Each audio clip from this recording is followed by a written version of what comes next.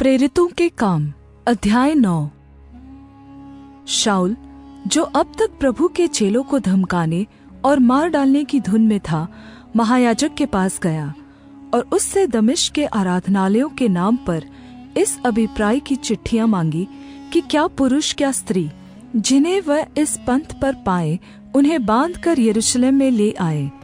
परंतु चलते चलते जब वह दमिश्क के निकट पहुंचा तो एकाएक आकाश से उसके चारों ओर ज्योति चमकी और वह भूमि पर गिर पड़ा और यह शब्द सुना, हे शाऊल, तू मुझे क्यों सताता है?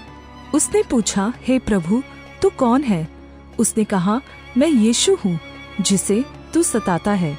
परंतु अब उठकर नगर में जा और जो तुझे करना है वह तुझसे कहा जाएगा। जो मनुष्य उसके साथ थे वे चुपचाप रह गए, क्योंकि शब्द तो सुनते थे परंतु किसी को देखते न थे। तब शाऊल भूमि पर से उठा, परंतु जब आंखें खोली तो उसे कुछ दिखाई न दिया, और वे उसका हाथ पकड़ के दमिश्क में ले गए। और वह 3 दिन तक न देख सका और न खाया और न पिया। दमिश्क में हनन्याह नामक एक चेला था। उससे प्रभु ने दर्शन में कहा, हे हनन्याह। उसने कहा, हाँ प्रभु।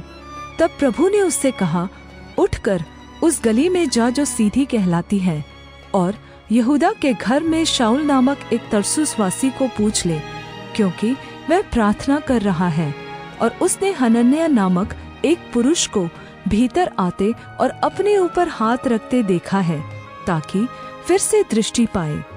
हनन्याह ने उत्तर दिया, हे प्रभु, मैंने इस मनुष्य के विषय में बहुतों से सुना है कि इसने यरूशलेम में तेरे पवित्र लोगों के साथ बड़ी-बड़ी बुराइयां की हैं, और यहाँ भी इसको प्रधान याजकों की ओर से अधिकार मिला है कि जो लोग तेरा नाम लेते हैं उन सब को बांध ले।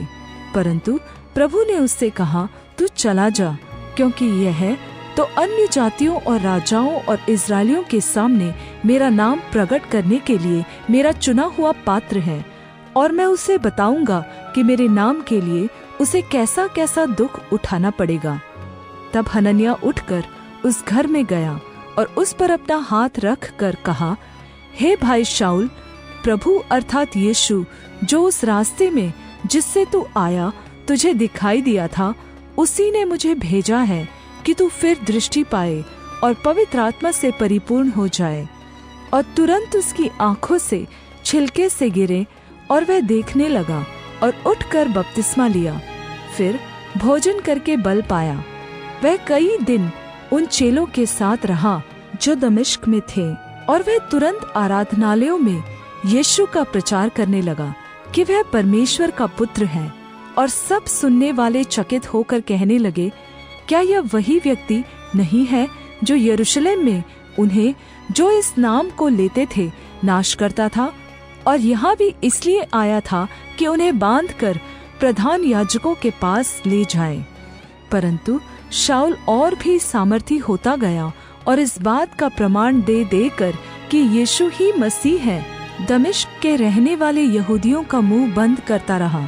जब बहुत दिन बीत गए तो यहूदियों ने मिलकर उसको मार डालने की युक्ति निकाली, परंतु उनकी युक्ति शाऊल को मालूम हो गई। वे तो उसको मार डालने के लिए रात दिन फाटकों पर घात में लगे रहते थे। परंतु रात को उसके चेलों ने उसे लेकर टोकरे में बैठाया और शहरपनाह पर से लटका कर उतार दिया।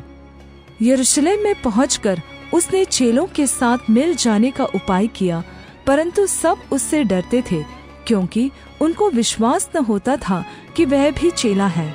परंतु बरनबास ने उसे अपने 7 प्रेरितों के पास ले जाकर उनसे कहा कि इसने किस रीति से मार्ग में प्रभु को देखा और उसने इससे बातें की।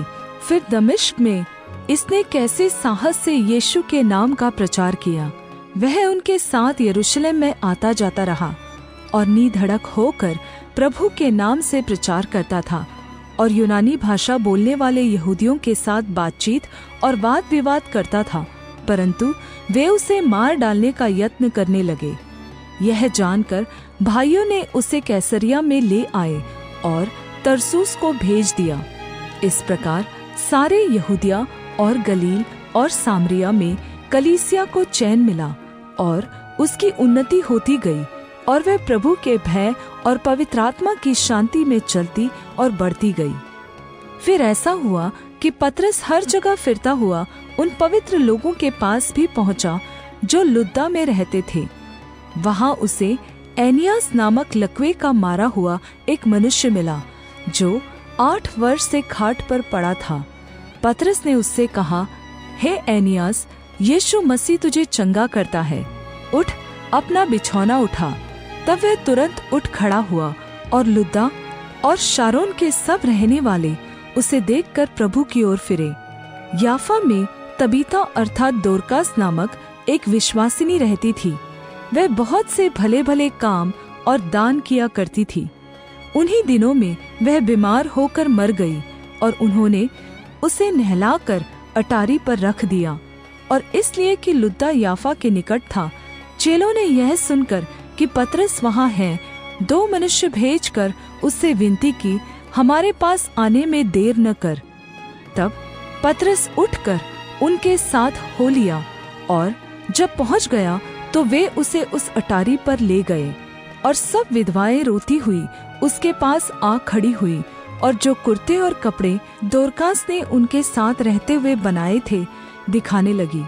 तब पतरस ने सबको बाहर कर दिया और घुटने टेक कर प्रार्थना की और शव की ओर देखकर कहा, हे तबीता, उठ।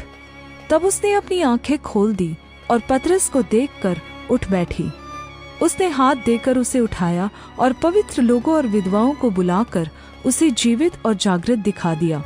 यह बात सारे याफा में फैल गई और बहुतों ने प्रभु पर विश्वास किया। और पतरस याफा में शमौन नामक किसी चमड़े का धंधा करने वाले के यहाँ बहुत दिन तक रहा।